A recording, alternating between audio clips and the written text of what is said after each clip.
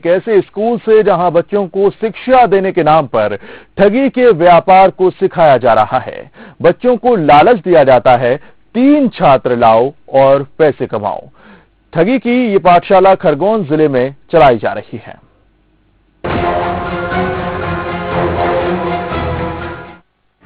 MP का एक ऐसा स्कूल जो बनाता है ठग, जहां बच्चों के लिए लगती है ठगी की एक्स्ट्रा क्लास, ठगी की पाठशाला।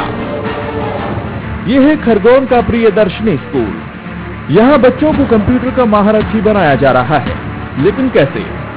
इस सवाल का जवाब आपको हैरान कर देगा। दरअसल बच्चों को कंप्यूटर की शिक्षा देने के पीछे का मकसद कुछ और ही है। ये मकसद है बिजनेस का।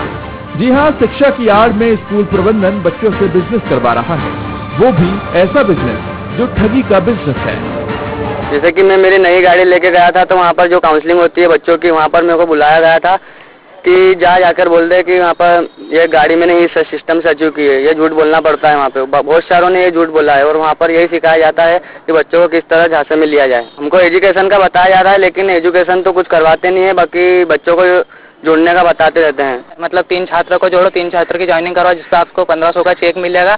और अगर आपने 15 दिन में 3 छात्रों की ज्वाइनिंग करवाई तो आपको घड़ी मिलेगी सिडार कंपनी की 3500 की। हाँ, हर संडे कोचिंग कराई जाती है, मतलब कि कैसे उनको फंसा, मतलब कैसे छात्रों को लाया जाए, कैसा बोल के छात्रों को लाया जाए, ऐसा मतलब पूरा बोल के बताते।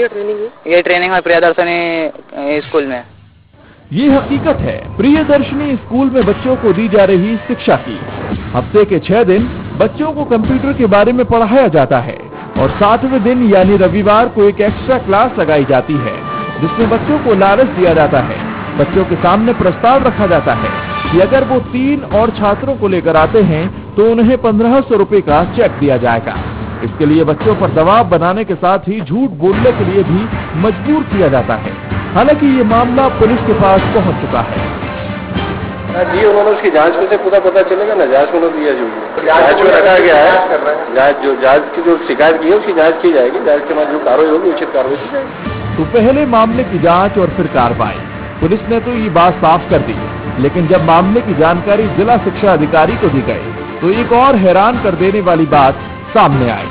दरअसल जो कोर्स बच्चों को पढ़ाया जा रहा है, उस कोर्स को संचालित करने की अनुमति शिक्षा विभाग ने स्कूल प्रबंधन को दी ही नहीं है। इसमें कोई अनुमति तो दी नहीं गई है, मतलब अपने विभाग की ओर से।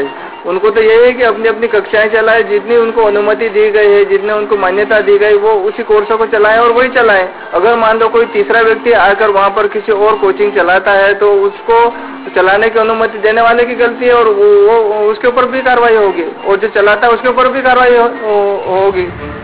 बच्चों को बिजनेस करने के लिए मजबूर करने वाली इस हकीकत को जानकर अधिकारी भी हैरान हैं, लेकिन सच्चाई क्या है, इसकी तह तक जाने के लिए पहले जांच की जाएगी, क्योंकि जो आरोप स्कूल प्रबंधन पर लगाए जा रहे हैं, स्कूल संचालक के मुताबिक वो आरोप झूठे हैं।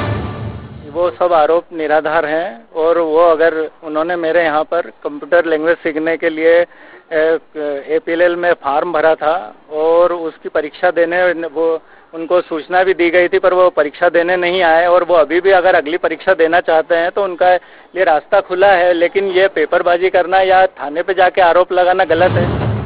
तो बच्चों का आरोप और स्कूल प्रबंधन की सफाई, पहले दोनों की जांच होगी और फिर कार्रवाई।